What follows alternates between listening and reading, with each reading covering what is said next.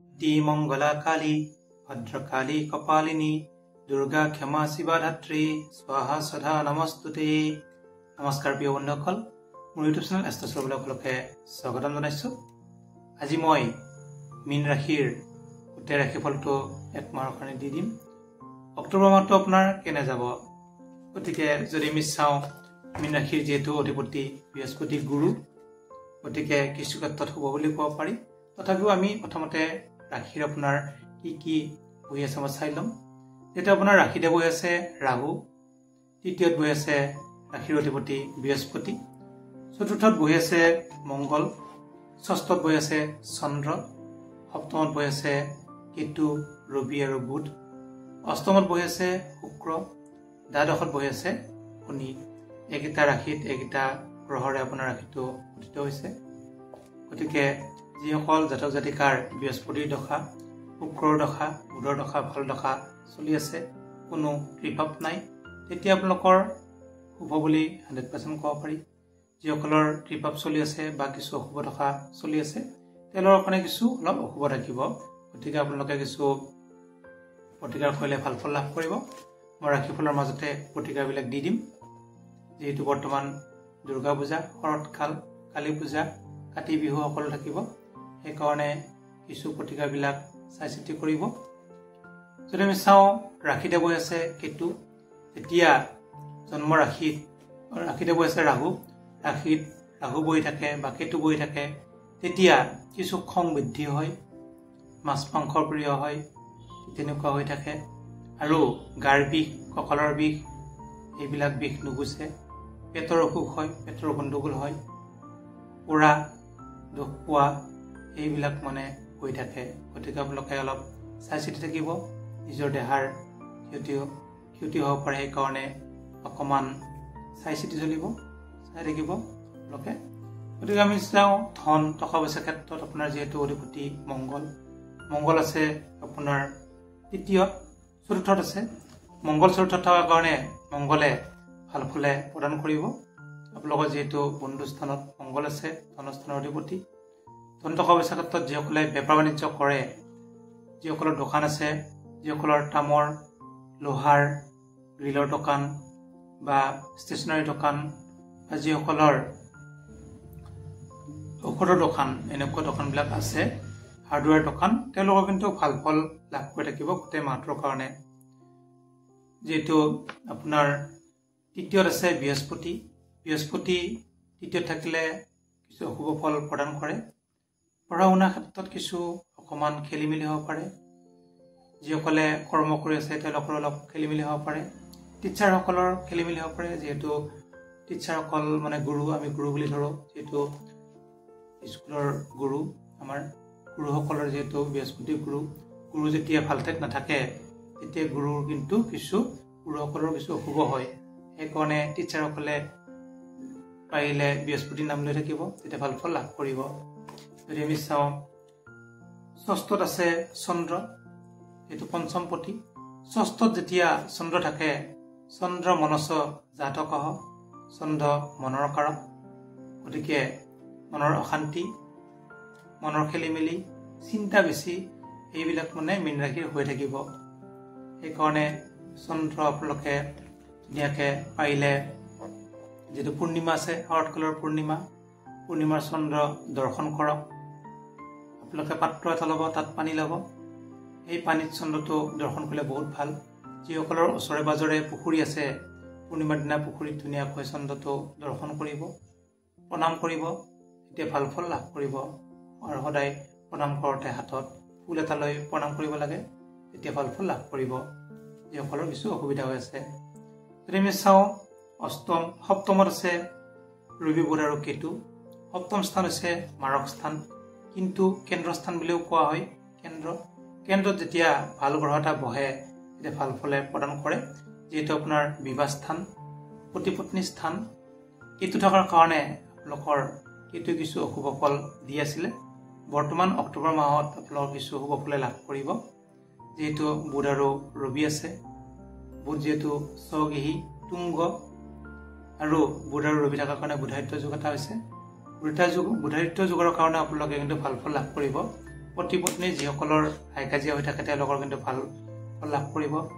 যিসকলে দূৰত থাকে তেওঁলোকে গোটেই মাহটো লগ পাব। ঠিক তেনেকুৱাকৈ পতি পত্নী যদি বেমাৰ আজাৰ হৈ আছে সেইবিলাকো ভাল হোৱা যোগ থাকিব। গতিকে আপোনালোকৰ শুভ বুলি ক'ব পাৰি। যদি আমি চাওঁ অষ্টম আয়ুস স্থান বা মৃত্যু স্থান, অষ্টমত বহি আছে শুক্ৰ। গতিকে শুক্ৰ বহি থকাৰ কাৰণে আপোনাৰ কিন্তু কিছু অশুভ ফল প্ৰদান কৰি আছে শুক্ৰই। গতিকে পাৰিলে শুক্ৰৰ নাম ল'ব। শুক্ৰৰ কাৰণে কি চাকি ৰাতিপুৱা দিব পাৰে। শুক্ৰৰ নাম লৈ তেতিয়া ভাল ফল লাভ কৰিব। শুক্ৰ যিহেতু নিজৰ ঘৰত আছে কিন্তু অষ্টমত আছে, নিজৰ ঘৰত থাকিলেও অষ্টমত থকাৰ কাৰণে কিছু অশুভ ফল প্ৰদান কৰি আছে। সেইকাৰণে পাৰিলে শুক্ৰৰ কাৰণে নাম লৈ শুক্ৰৰ নাম ল'ব আৰু আপোনালোকে শিৱ মন্দিৰ দৰ্শন কৰিব। তেতিয়া কিন্তু ভাল ফল লাভ কৰিব। শিৱ মন্দিৰ দৰ্শন কৰিলেও শুক্ৰই ভাল ফল প্ৰদান কৰে। এতিয়া যিহেতু আপোনাৰ বৰ্তমান পূৰ্ণিমা হৈ আছে, যিসকলৰ বেমাৰ আজাৰ হৈ আছে, বহুতৰ বেমাৰ আজাৰ, দুখ পোৱা, কাটা চিঙা এনেকুৱা হৈ থাকে, আপোনালোকে যিটো পূৰ্ণিমাৰ দিনা শৰৎকালৰ পূৰ্ণিমাত পায়স অকণমান বনাই কাঁহৰ বাতিত বা কাঁহৰ কাঁহীত আপোনালোকে লৈ পূৰ্ণিমা জন্তু পৰাকৈ থৈ দিব যিমানখিনি সময় পাৰে।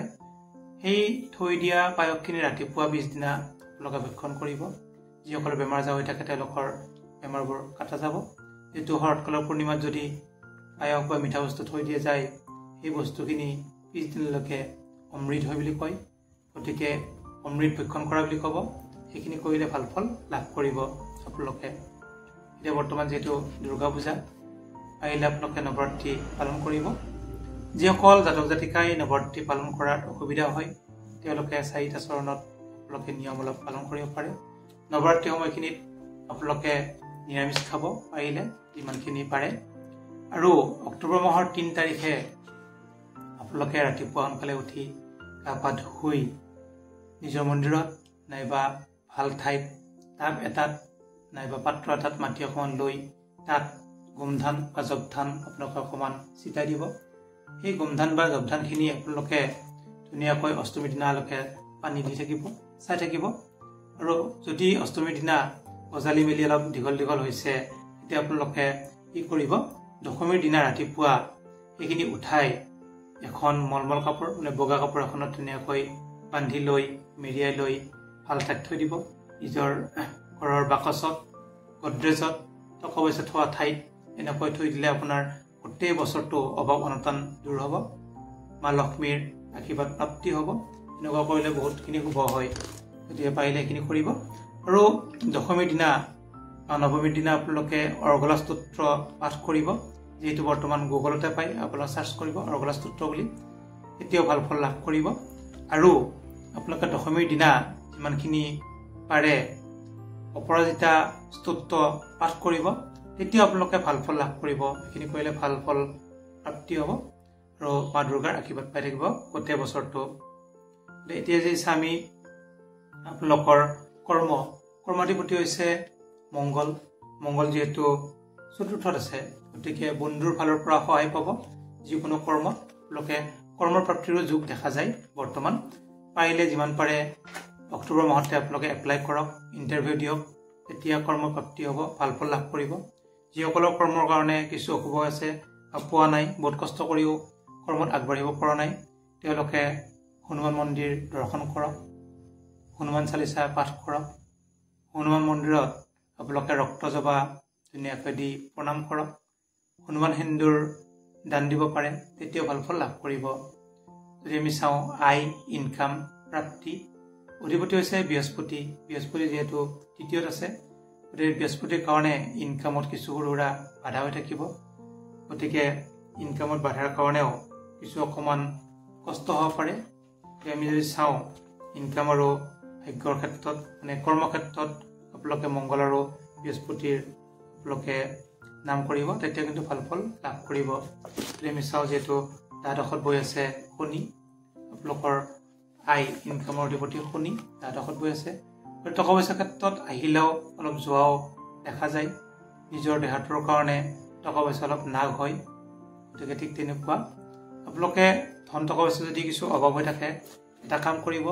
যিহেতু বৰ্তমান অক্টোবৰ মাহ, অক্টোবৰতে কাতি বিহু, দুৰ্গা পূজা, কালী পূজা এনেকুৱা হৈছে, আৰু অক্টোবৰ মাহৰ 30 তাৰিখে যেহেতু ধনন্তৰীৰ জন্মদিন আৰু সেইদিনাই যেহেতু কুবেৰ পূজা আপোনালোকে পাৰিলে অক্টোবৰ 30 তাৰিখে ধনন্তৰী দেৱী বা ধনন্তৰী নামত সোণ ৰূপ তামা যিকোনো বস্তু ক্ৰয় কৰক বহুতে ক্ৰয় কৰে যেহেতু কালী পূজাৰ চতুৰ্দশীৰ আগদিনা ত্ৰয়োদশী হয় ত্ৰয়োদশী তিথিত লক্ষী আৰু অলক্ষী সকলোতে আহে বা পূজা হয় আপোনালোকে পাৰিলে লক্ষী নাম ল'ব ভাল কাম কৰক ঘৰ দুৱাৰ চাফা কৰক ঘৰত চাকি দিয়ক তেতিয়া লক্ষী প্ৰাপ্তি হ'ব বেয়া কাম কৰিলে অলক্ষী প্ৰাপ্তি হয় আৰু সেইদিনা যদি আপোনালোকে যিকোনো বস্তু ক্ৰয় কৰে ধনন্তৰীৰ নাম ল'ব ওম ধনন্তৰী দিব্যই নমঃ ওম ধনন্তৰী দিব্যই নমঃ ওম ধনন্তৰী দিব্যই নমঃ এনেকৈ 100 বাৰ নাম ল'ব ভাল ফল লাভ কৰিব গোটেই বছৰটো